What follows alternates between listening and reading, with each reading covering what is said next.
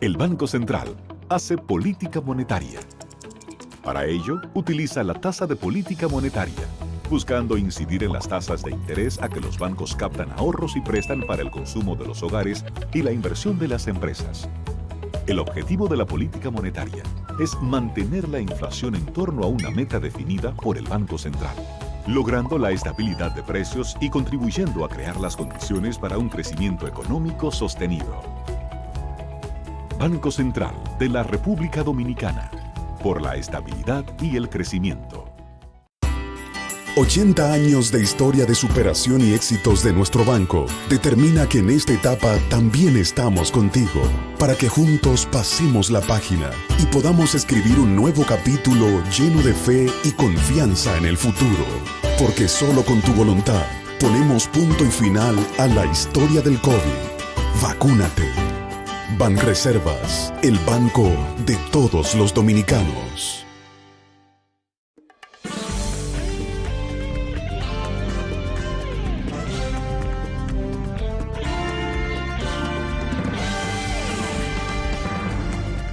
Muy buenas tardes, amables televidentes. Bienvenido a su cita diaria, crepuscular y nocturna en Teleimpacto, que es al final de la tarde, despidiendo el sol y comenzando la noche. Ponga su caridad en buenas manos. Apoye el patronato de lucha contra el cáncer de Villa González Incorporado. Una verdadera institución de apoyo al prójimo más carenciado, el prójimo más desamparado. 809-443-8010. También el Hogar Escuela Santo Domingo Sabio, otra institución para que usted ponga su caridad en esas manos, para formar jóvenes en alto riesgo. Avenida Independencia, casi esquina Avenida General Gregorio Luperón, aquí en Santo Domingo. Bien.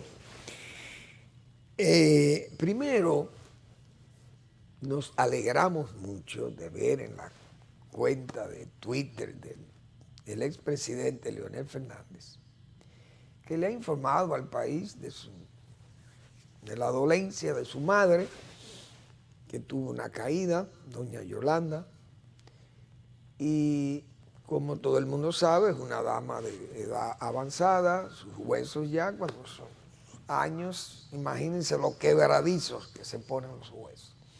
Al sufrir una caída tuvo un problema de cadera, de rotura de hueso y fue operada hoy. El doctor Fernández ha señalado que todo ha estado muy bien, que la operación fue un éxito, que ella superó el proceso operatorio, por lo menos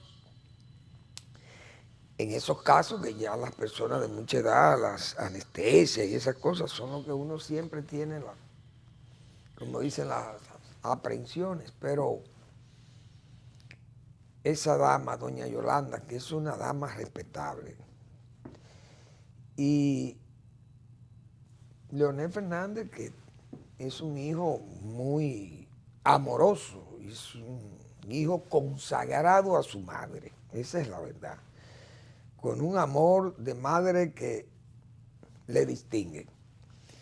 Y doña Yolanda, que es una madre que se distingue también, porque hay que ver, señores, en estos países como son las familias cuando se encumbran al poder y comienza la gente inmediatamente a hacerle un cerco prácticamente de alabanzas y de rogatorios para que le ayuden y para lucir más amigos y más comprometidos y más incondicionales que todo, y esas cosas que son tan comunes en este país. Pero ella, doña Yolanda, siempre se ha mantenido al margen y es una dama muy querida, muy respetable y de cristianísima formación. Esperamos que tenga la mayor recuperación y lo más rápido posible pueda salir de ese problema, que no es fácil para personas de su edad, porque eso, principalmente la recuperación se alarga, porque esos huesos para fundir o algo, no sé, el sistema de ahora, porque hay muchos medicamentos y tratamientos y herramientas, qué sé yo, que los médicos prácticamente hacen el esqueleto humano. Pero esperamos la mayor recuperación para doña Yolanda, que yo sé que ve el programa también, según me han dicho algunos de sus familiares. Bueno, el Banco Central nos envió la revista Crónica Central. Es una revista que el banco publica mensualmente sobre todas las actividades que se dan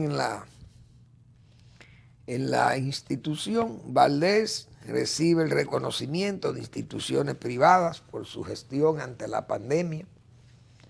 Las organizaciones multisectoriales, la ABA, el CONEP, AIR y ADOSONA, destacan la importancia de transmitir certidumbre a la inversión realizada por la Junta Monetaria y la confianza depositada por el FMI y el Banco Mundial en la República Dominicana.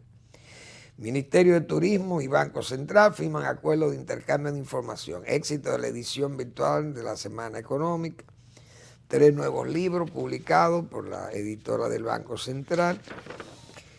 Instituciones privadas reconocen la gestión de Valdés. El crecimiento de la economía, 10.6, eso fue para el mes antepasado, pero ya desde ahora tuvimos ya las informaciones de este mes de junio. Presentación, estudio económico del mercado fronterizo dominico-haitiano, ya este tema lo habíamos visto aquí. El banco anunció la Estrategia Nacional de Inclusión Financiera. Valdés analizó en la 291 reunión del Consejo Centroamericano Monetario las perspectivas macroeconómicas de la región. El gobernador se reúne con la directiva de ADOSONA, éxito de la 7ª Semana Económica y Financiera. Banco Central convoca su concurso anual de economía, convocatoria de concurso de arte y literatura, las obras publicadas. Eso es el contenido de Crónica Central del Banco Central. Esa fluidez de la información que tiene la institución, principalmente con su vocero, que es el gobernador Valdés. Bien. Bueno, hay muchos temas. El presidente habló anoche, le habló con mucha franqueza al país y con mucha confianza. Hizo un resumen también de lo que se ha logrado en el primer año de ejercicio del gobierno.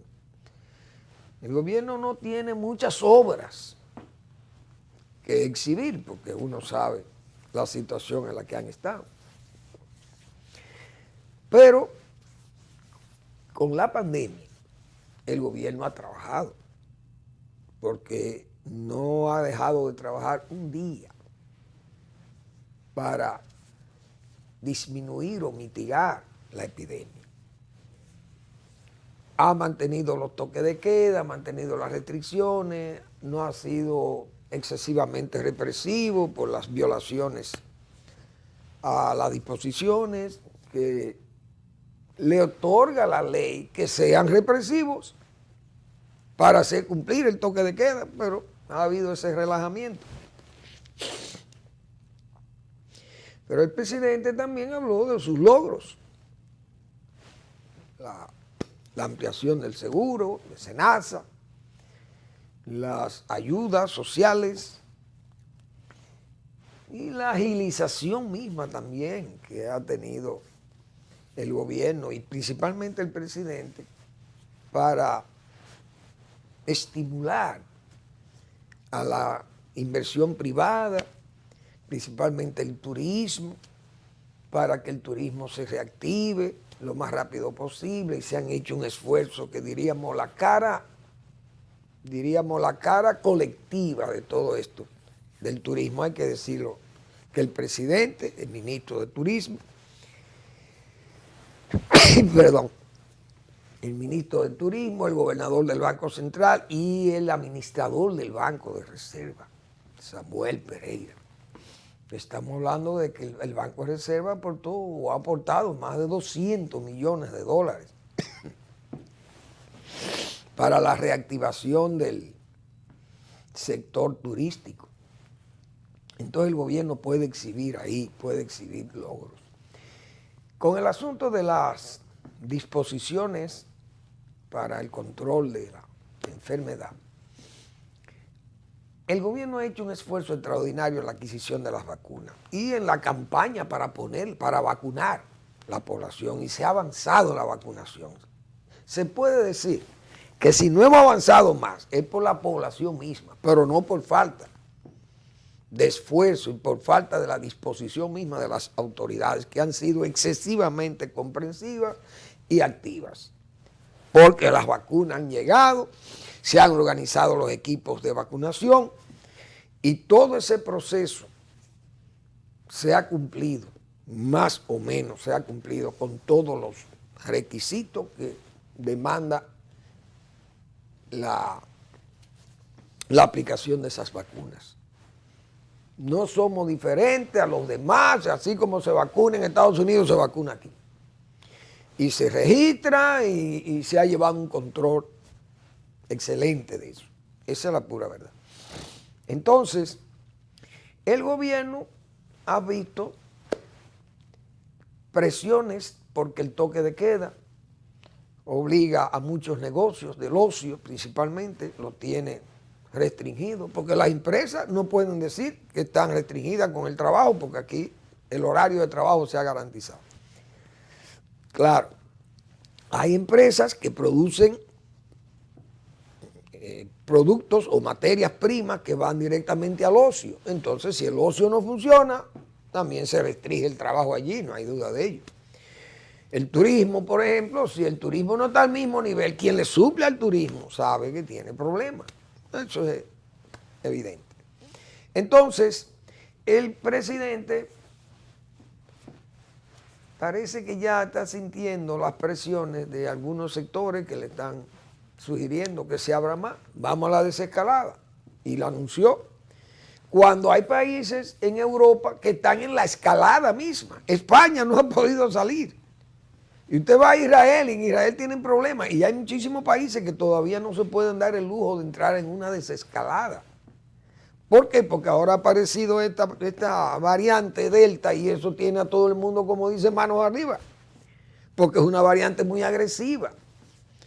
Infecta masivamente y puede llevar a la muerte a mucha gente. Claro, la vacunación ha sido un freno, porque eso es la verdad. En Europa se han frenado las muertes. Y aquí mismo, aunque el nivel de muerte todavía siguen siendo los mismos que cuando hemos estado en momentos muy duros de la pandemia. 700, 800, 600, esos son los infectados, los que se registran como infectados. Pero siempre ocurren 8, 9, 7 muertes, siguen ocurriendo. Hay días que no hay muertos, pero tenemos un promedio entre 7 y 8 y 5 que mueren diarios. Es decir, no hemos tenido una gran diferencia con la que estaba pasando hace un mes o 2 meses, que también las cosas estaban muy duras, muy difíciles, y que casi colapsa el sistema hospitalario. Entonces, el presidente anunció unas medidas que tienden a flexibilizar el estado del toque de queda. Entonces, en vez de las 10 de la noche, y bueno, vamos a tener ahora de 10 a 12. O sea, a las 12 por semana. De 10 a 5 de la mañana.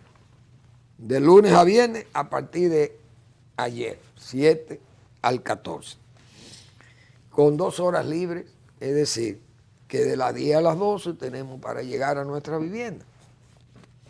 Sábado y domingo, en esa misma semana, 7 al 14, hasta las 7 de la noche.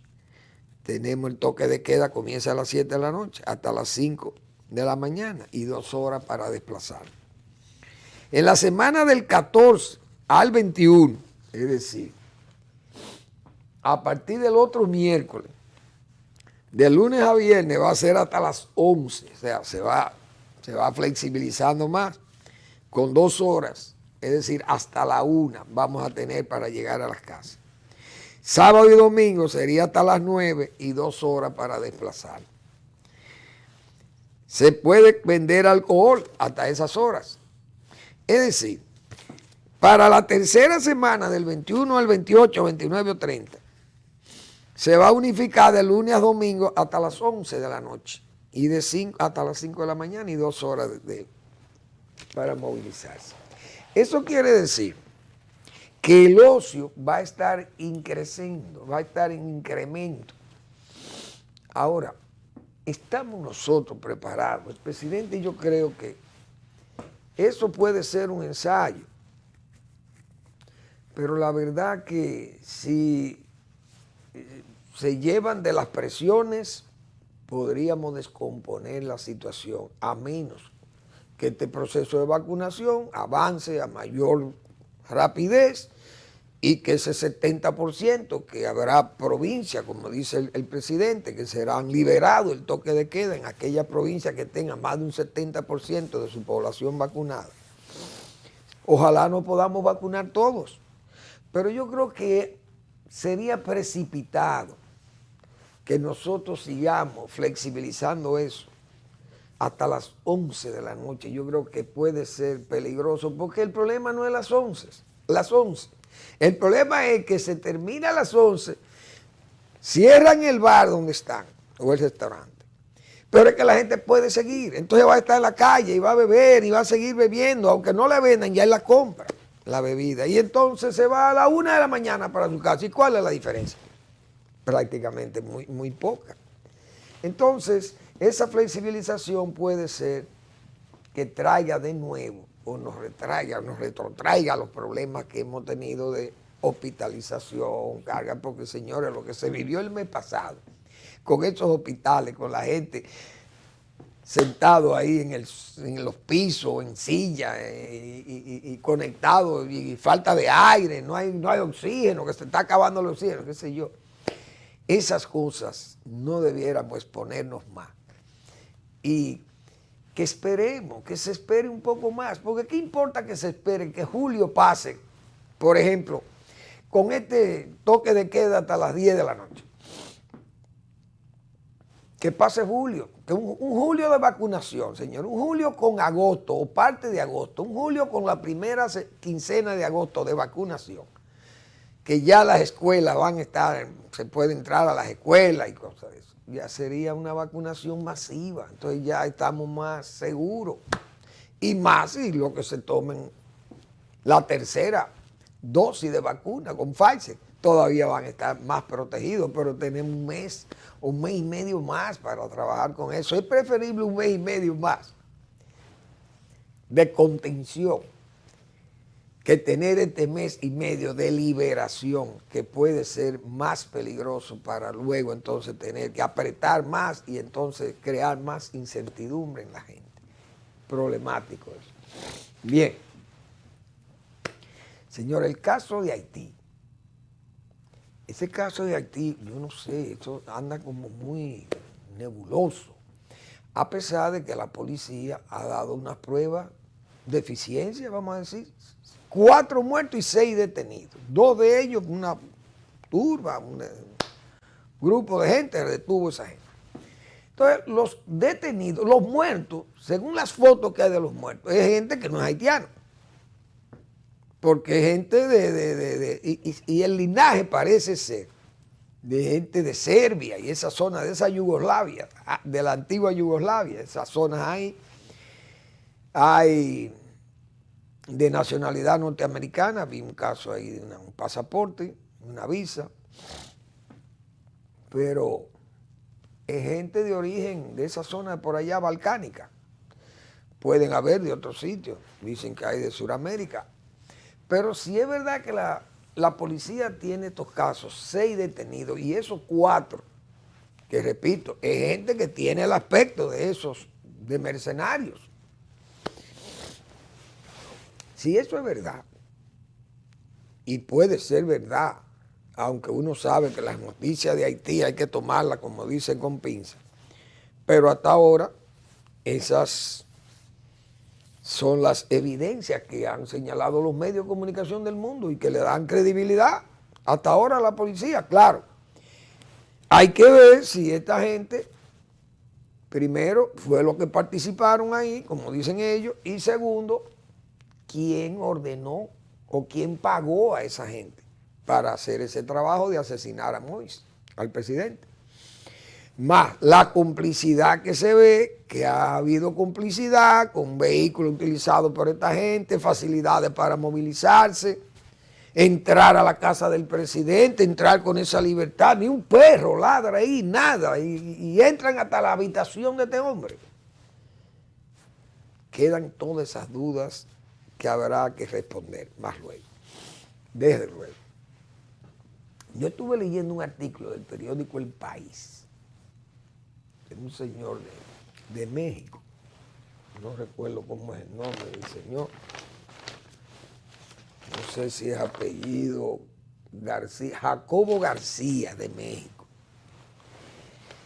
Y en ese artículo se señala que el presidente Moïse, hoy asesinado, sentía que eso es lo que me preocupa. ¿Por qué él no se cuidó más? O sea, ¿por qué no tener un grupo más numeroso y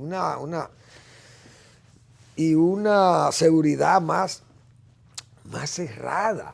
Porque dice que él despachaba mucho ya en su casa, como que no se atrevía ni a donde se ejercía el Ejecutivo. Cargado de enemigos. Y él mismo anunciando que había un golpe de Estado contra él. Que incluso lo que pasó en febrero en Haití fue gestado por Venezuela. Porque Moïse se resistió a lo que fue Preval y a lo que fue Aristide, pro cubanos y pro venezolanos, porque se sumaron a los proyectos de el coronel Chávez, que mantuvo a Haití regalándole todo el petróleo de Petrocaribe. Nosotros teníamos que pagarlo, pero a Haití se lo regalaba, igual que a Cuba. Entonces Haití tenía una especie de incondicionalidad jurada con Venezuela. Pero Moïse se alejó de Maduro, se acercó más a los Estados Unidos, hizo sus buenas relaciones, parece, con Trump, y se mantuvo alejado de Venezuela. Venezuela, para vengarse, Venezuela entonces soltó, como dicen, esas,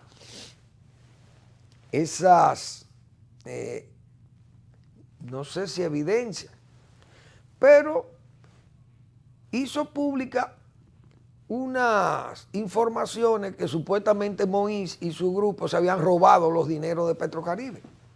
Y eso enardeció a las masas. Y esas masas se lanzaron en febrero y prácticamente derrocan a Moïse. Yo no sé cómo soportó, que aguantó esas presiones, pero el hombre prácticamente estuvo derrocado y él dijo, no, hay un golpe de Estado contra mí. Pero eso sabe uno que fue Venezuela, que sopló o filtró esa información de que falsa tal vez, o quién sabe si tenía algunos vicios de verdad también, de que ese dinero de Petrocaribe se lo había robado Moïse. Entonces, Venezuela, uno sabe la situación que tiene Venezuela ahí. Eso mismo que pasó en Colombia, eso es la mano de Venezuela que está metida en eso también. Todas esas protestas llevadas a cabo en forma tan violenta y tan criminal, porque yo vi un informe de la Comisión Interamericana de Derechos Humanos, la misma de UINE en México, la que nos acusó a nosotros de generar apatridia, eso sinvergüenza de la OEA. No, el informe acusando al Estado colombiano de todos los daños y la violación de los derechos humanos. Y los bloqueos. No era un daño a los derechos humanos, los bloqueos de carretera para que no llegaran la comida a Bogotá. O todos los heridos y los policías muertos y las estaciones de policía incendiadas y negocios incendiados y toda esa avalancha de desgracia que hubo en Colombia. ¿Quién generó eso? Fue el Estado. Entonces, solamente condenaron los muertos del Estado, 80 desaparecidos, 80 muertos, qué sé yo, cuántos desaparecidos, y la violencia contra la población civil, y que, bueno, los paros y los bloqueos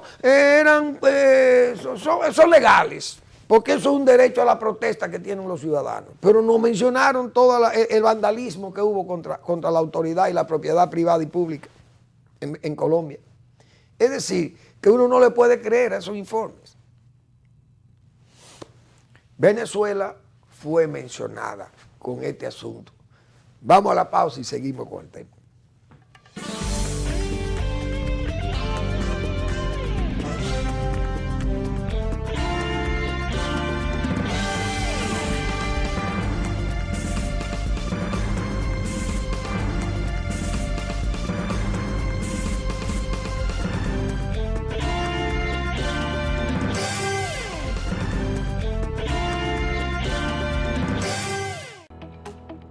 El Banco Central hace política monetaria. Para ello, utiliza la tasa de política monetaria, buscando incidir en las tasas de interés a que los bancos captan ahorros y prestan para el consumo de los hogares y la inversión de las empresas. El objetivo de la política monetaria es mantener la inflación en torno a una meta definida por el Banco Central, logrando la estabilidad de precios y contribuyendo a crear las condiciones para un crecimiento económico sostenido. Banco Central de la República Dominicana, por la estabilidad y el crecimiento. En Banreservas apoyamos la voluntad de quienes generan cambios para escribir nuevas historias. Por eso en 1979 nace el voluntariado Banreservas, que realiza acciones de sostenibilidad y solidaridad que mejoran la calidad de vida de miles de familias vulnerables, llevándoles dignidad y esperanza. Banreservas, 80 años siendo el banco de todos los dominicanos. Esa es una joya viva de la naturaleza que está en venta. 112 tareas en el municipio de San José de las Matas. 40 de ellas sembradas de café de aroma. El quintal de café vale $158. Así que eso es una inversión importante que ya tiene la finca. Puede comunicarse con doña Magalis en el 809-350-6355. Bien.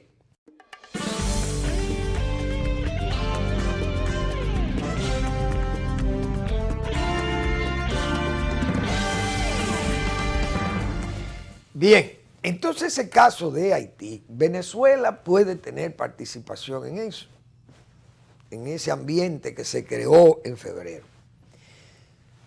¿Tendrá participación en esto? Uno no sabe. Tendrá que averiguarlo la policía. Ahora, el señor Moïse hizo otras denuncias gravísimas contra una de las familias más poderosas de Haití. Y él dice que ese grupo oligárquico intentaba matarle y además derrocarle, que fue una intención de golpe de Estado de sectores, de grupos oligárquicos de Haití. Y mencionó a la familia Wolfe.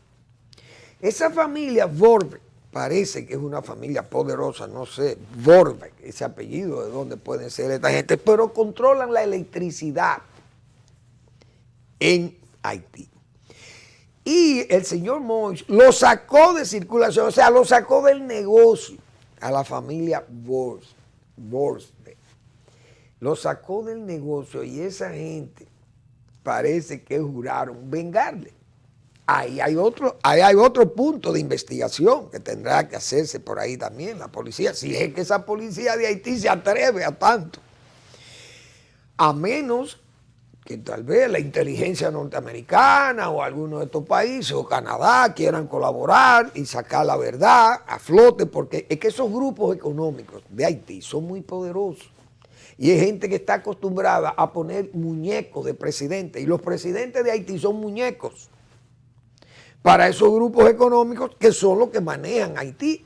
Con toda su pobreza y toda la poca riqueza que hay en Haití, están controladas por 3, 4, 5, 10 familias, que son las que manejan esos negocios, además de todo lo que hay ahí de drogas. Imagínense ustedes, esa es otra, los carteles. Los carteles podían pagar un sicariato, si le habían quedado mal, tal vez había alguna conversación con Moïse, quién sabe. Porque es que en Haití uno no puede, todo lo que se diga de Haití es especulación, porque uno no sabe nada y ni sabe a quién creerle.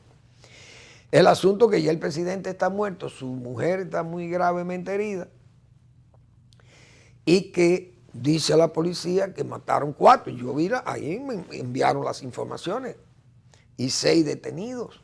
Gente con perfil para eso, porque no hay duda que gente que tiene perfil de poder estar participando en actos como estos. Pero en Haití también operan muchos grupos europeos, grupos de colombianos, grupos de mexicanos, porque Haití es un almacén de droga. Entonces, ¿qué es lo que hacen en Haití? Organizar la droga para enviarla a Europa, para enviarla a Estados Unidos. Nos usan a nosotros también o la sacan directamente desde Haití. Entonces, Haití es eso es un cóctel que uno no sabe lo que hay ahí. Desde luego, cuando uno oye las declaraciones de los presidentes, de un presidente norteamericano como Joe Biden, uno tiene que sentirse preocupado con los Estados Unidos. Dice el presidente Biden que ese asesinato es un problema muy serio en Haití que crea una crisis política.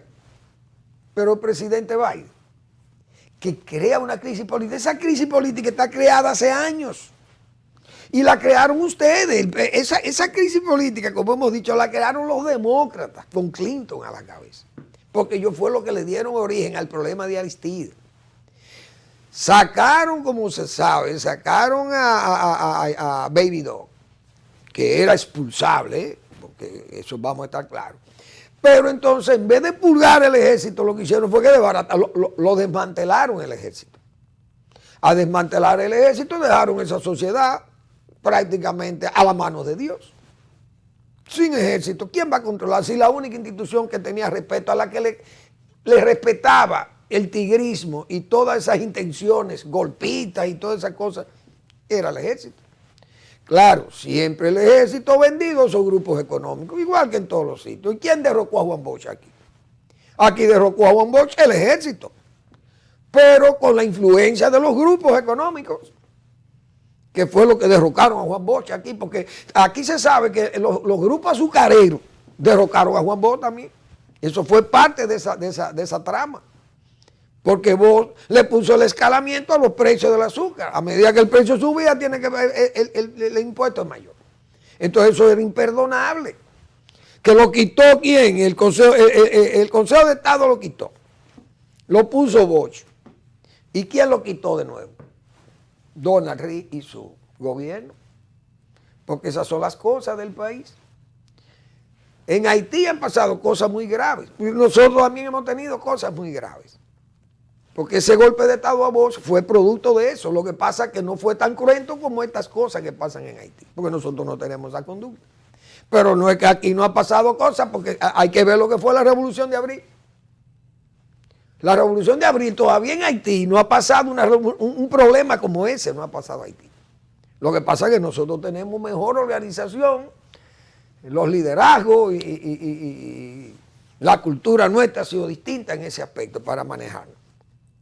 Y hemos salido a camino por los liderazgos, los guías que hemos tenido. Pero no es que no hemos tenido problemas tan graves como Haití. Desde luego Haití perdió todo porque no tiene ejército. Entonces ahí no hay control y las bandas armadas en forma escandalosa que salen con las armas y la blanden encima y enfrente de la propia o de la poca autoridad que queda allí. Pero los demócratas de Clinton, de Bill Clinton, fue lo que crearon esa condición ahí. Entonces me extraña que el propio presidente Biden diga que eso va a crear una crisis política. Ustedes tienen una Somalia enfrente, presidente Biden. Esos grupos así se ven blandiendo esas armas, se ven en Somalia o en Afganistán, los talibanes de Afganistán, o en Siria, el ISIS de Siria, y salen esas bandas en Irak, y unas bandas civiles armados hasta los dientes. Bueno, los americanos, ellos lo saben. Entonces, Estados Unidos tiene esa Somalia creada por ellos mismos, como le pasó con los talibanes, que crearon al propio Obama, por luchar contra los soviéticos, dejaron ese huevo de la serpiente, como se dice. Haití es una Somalia hace tiempo, desde que Bill Clinton eliminó ese ejército, promoviendo la democracia con Aristide, que es un perverso dirigente que lo que hizo fue lucrarse de dinero, negociar con drogas, un hombre que se juramentó con una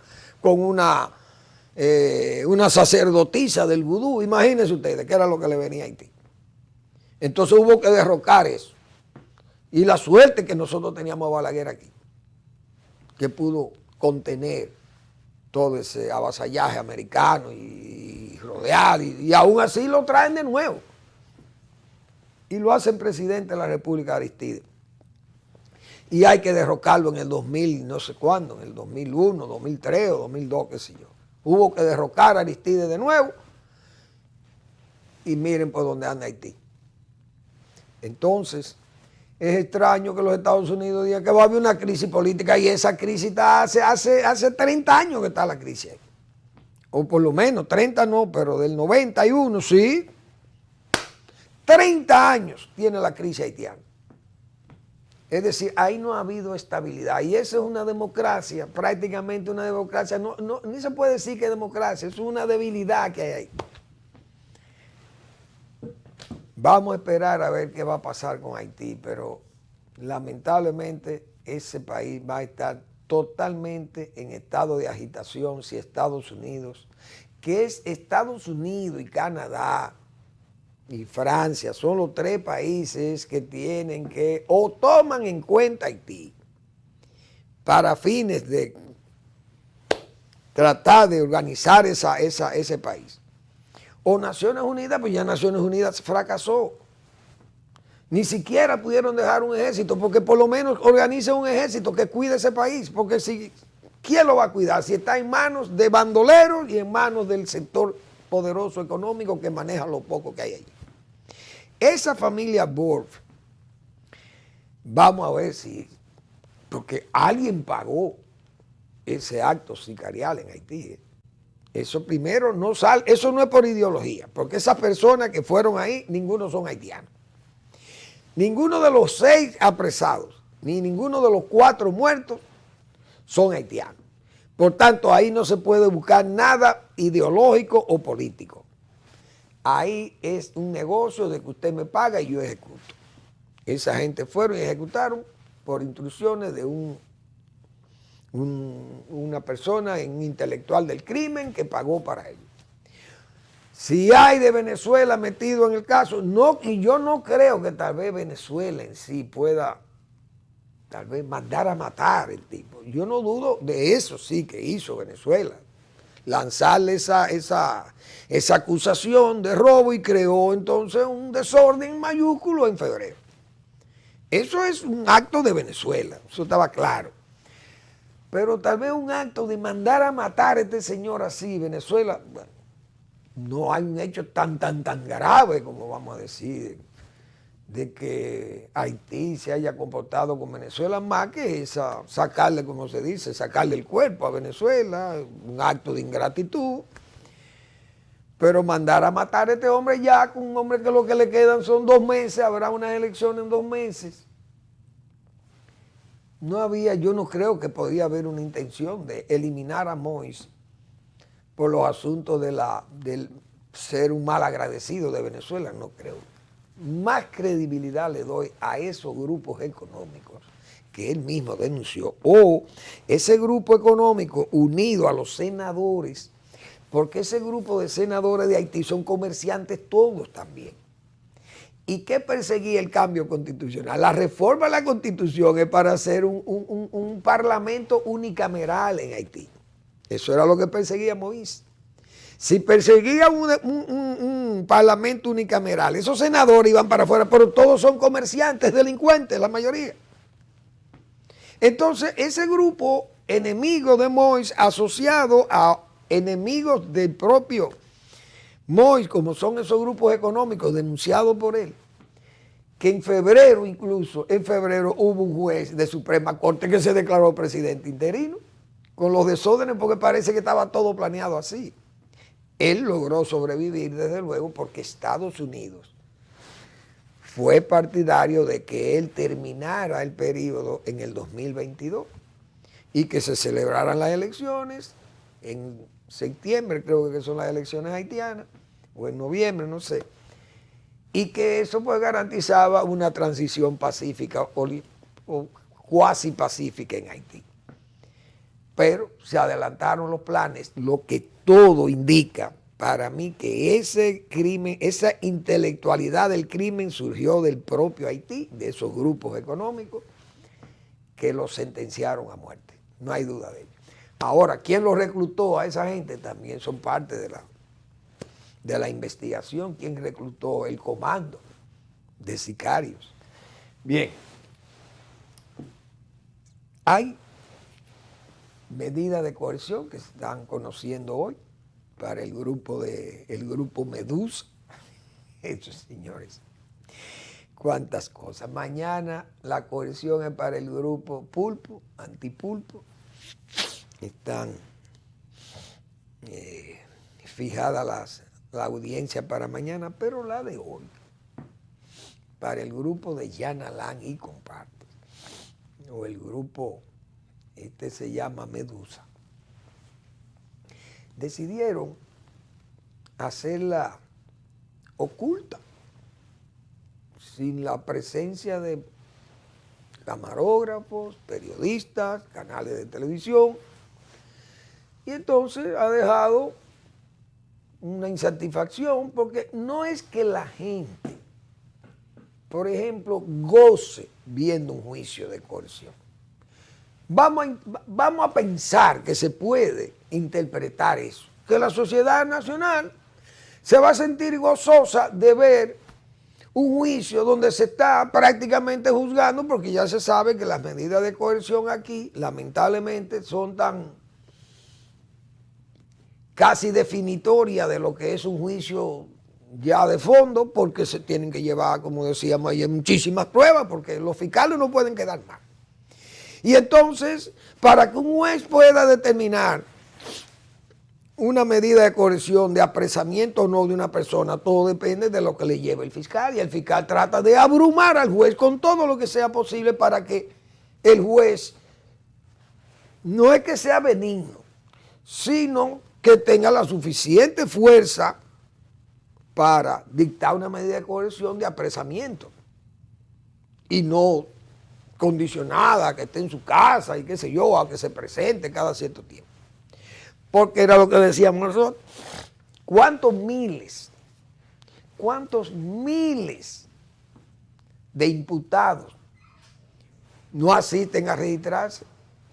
Están perdidos, que los fiscales, yo recuerdo el caso de Jenny Berenice en Santiago, hay 1.700, 1.500 que están desaparecidos, esa gente no sabe, hay que salir a buscarlo. Entonces, hoy tenemos más de 8.000 o 9.000, quién sabe cuántos son. Entonces, la prisión preventiva. Entonces, el juez que recibe toda esta prueba va a la prisión preventiva. Vamos a una breve pausa y seguimos.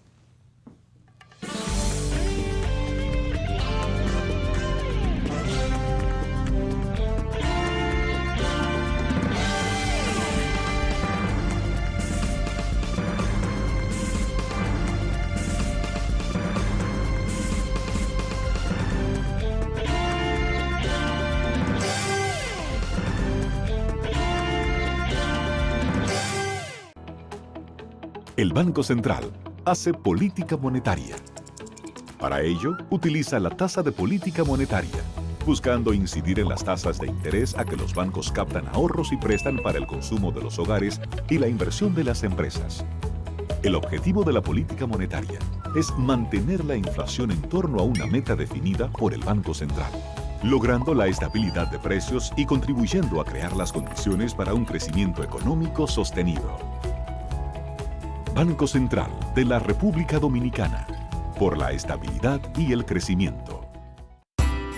80 años de historia de superación y éxitos de nuestro banco determina que en esta etapa también estamos contigo, para que juntos pasemos la página y podamos escribir un nuevo capítulo lleno de fe y confianza en el futuro.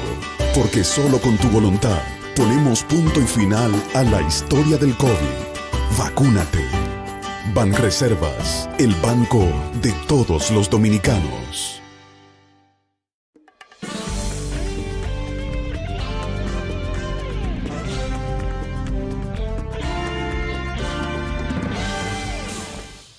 Bien, entonces esas medidas de coerción, si no se le da publicidad, bueno, no se sabe, no se puede escuchar, no se puede estar más al día de las cosas que pasaron, cómo pasaron y lo que la fiscalía lleva como prueba, cómo la va a defender allí. Y el pueblo, en sentido general, puede escuchar a viva voz de fiscales y de abogados y de los propios imputados que ellos se defiendan y digan que es mentira. ¿Por qué? Porque voces y plumas de alquiler vieja del PLD y gente que estaba molesta por esa prisión preventiva y un observatorio de abogados que dicen que eso es un abuso y que ahora y todo lo mediático. Pero la gente que está imputada hoy era gente que gozaba con eso, que filmaba los apresamientos y que festinó todo aquello. Era un festín lo que había. Entonces ahora se molestan por eso. No, claro. Aquí ha habido juicios secretos, o diríamos discretos, porque Hipólito Mejía fue testigo en un juicio. Y los abogados y él pidieron que fuera secreto la confesión o la interrogación que se le hizo a él. En el juicio de difamación que se hizo contra el doctor Marino Vinicio Castillo, Hipólito Mejía fue como testigo. Pero ¿qué hicieron? Ese era un juicio que estaba televisado. Pero cerrar la televisión para que no se viera a Hipólito Mejía siendo interrogado porque no sabía todas las vicisitudes que se iban a ver ahí, hasta las imágenes, por un comportamiento que no era el del famoso guapo de Gurabo, como se dice, sino el flojo de Gurabo, o no el guapo, porque fueron pruebas, según se me ha dicho, realmente de penosas aquellas. Pero aquí ha habido esos juicios. Cuando todos querían mover a Hipólito Mejía como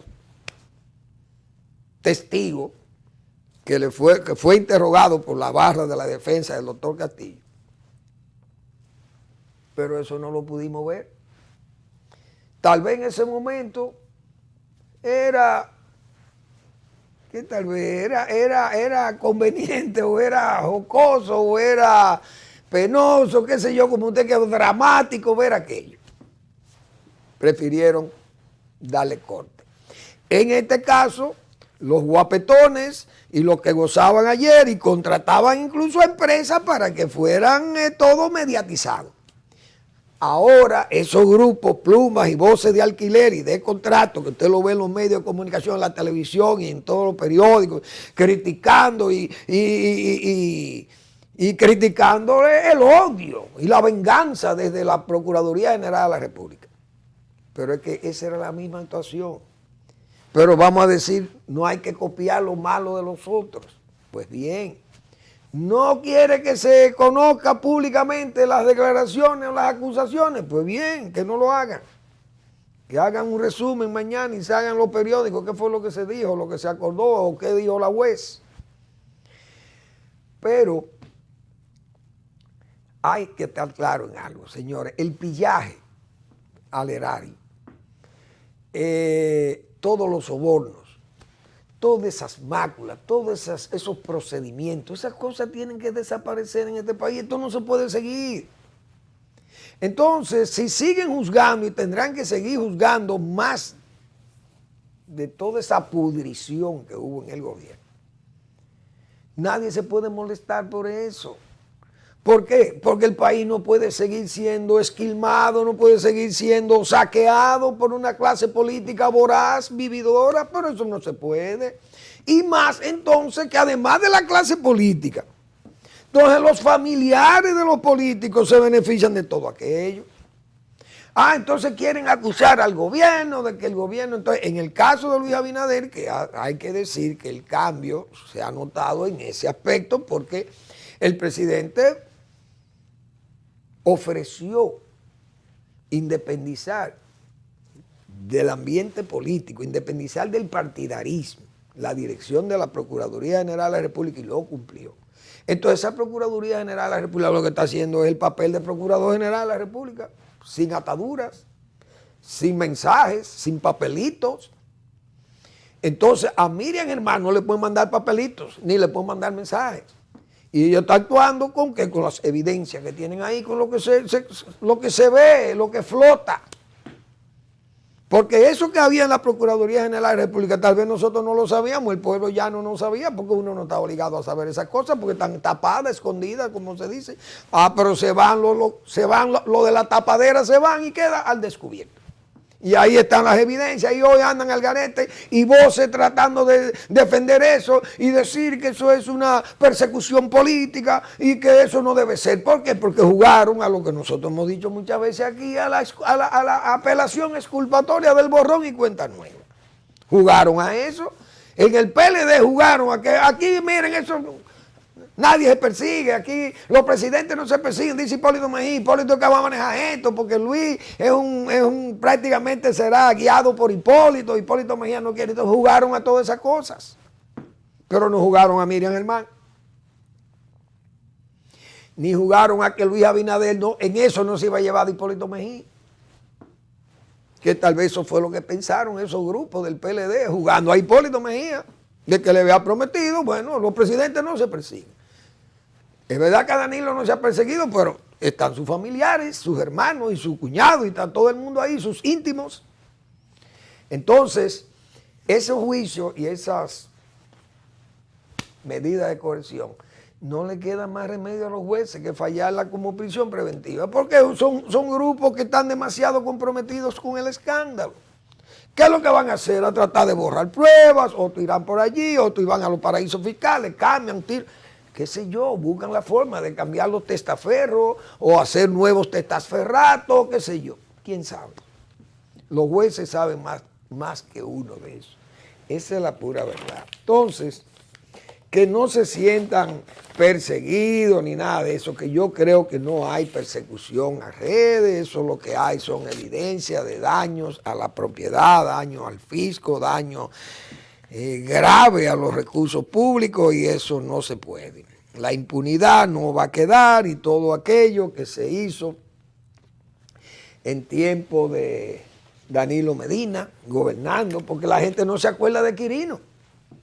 O sea, usted usar una persona descalificada como ese señor que venía de ser un ex convicto, de cumplir 9 años de cárcel, y de un tiempo de cárcel negociada en Estados Unidos por traficar 30 toneladas de droga. Y ese señor fue traído aquí para atropellar a un señor que es el presidente de su partido, que era el líder, y al mismo tiempo el compañero de lucha y de tantos años. Y que el hombre que lo hizo presidente a Danilo Medina, y Danilo Medina se prestó a esa perversidad de traer ese señor y chubárselo como un perro bravo a Leonel Fernández.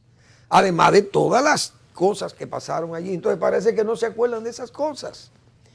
Usted tiene que acordarse de eso. Entonces la medida de coerción ahora, toda esta lucha contra la corrupción y contra esa impunidad, porque esto es una lucha contra la impunidad, no es contra la corrupción, porque corruptos están todos. Es contra la impunidad que se está luchando ahora mismo. Y esas cosas están ahí. Por eso incluso, ese caso de Macarrulla tiene que dar explicaciones, como decíamos ayer. Porque esas implicaciones, cuando supimos el domingo, que dijo el doctor Marino Vinicio Castillo, yo no sabía que el señor Yanalán había trabajado en Domicén. Domicén es una empresa de los Vicini. Y Macarrulla es un hombre del grupo Vicini. Pues todos ellos lo saben, todo eso. Y desde que lo nombraron ahí, todo el mundo lo sabe. Desde que lo nombraron jefe del gabinete en tiempo de campaña, todo eso lo dijimos nosotros. Que ese señor era un representante del grupo de los Vicini, igual que Collado, el de ministro de Turismo, es un pro Vicini. Entonces, ese señor Macarrulla, que fue señalado por este asunto de que su compañía le trabajó a Yanalán, es el amigo que viene de Domicén, porque él trabajaba en Domicén también, Macarrulla, porque es del grupo Vicini. Ahora, cuando Balaguer era presidente, el grado a grado fue una de las acusaciones graves que se le hacían a Balaguer. ¿Y cómo fue la obra de La Victoria construida por la compañía de Macarrulla de grado a grado? Entonces el grado a grado era corrupto cuando Balaguer y ahora no era corrupto. Entonces esas cosas tienen que explicarse y Macarrulla tiene que explicarlas.